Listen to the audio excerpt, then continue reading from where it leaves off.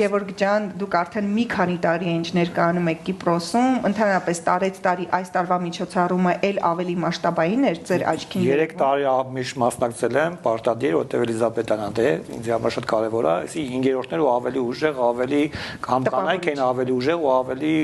գնալով ավելի զարգանում այդ ամեն ինչը։ Բոլոր պարֆյումները, որ տարել եք, անվանական էին, այսինքն յուրաքանչյուր 11 տեխնացու, յուրաքանչյուր աղջիկ իր անվանականը ստացավ։ Իրանց ամենքին առանձին։ Ինչպիսին էին նրանց տպավորությունները, շատ ուրախանում են, մինչև հիմա իրանց այդ կապերի մեջ եմ ու արձագանքը շատ ուժեղ է։ Վստահաբար հիմա հեռուստադիտողի մոտ հարց է ծագում, արդյոք կարող են նրանք էլ ունենալ անվանական նվեր,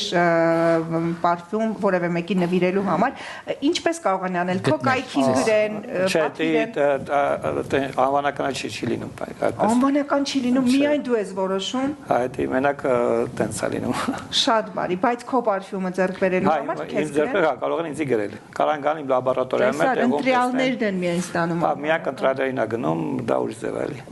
Շատ բարի, շնորհակալ ենք շատ Գևորգ ջան, այս առավոտը մեզ հետ կիսելու համար եւ նորություններով կիսվելու։ Մենք մաղթում ենք միմիայն հաջողություն եւ վստահաբար կլուսաբանենք ձեր մյուս քայլերը տարբեր երկրներում եւ ոչ միայն։ Մաղթում ենք ձեզ հաջողություններ, իհարկե ես այն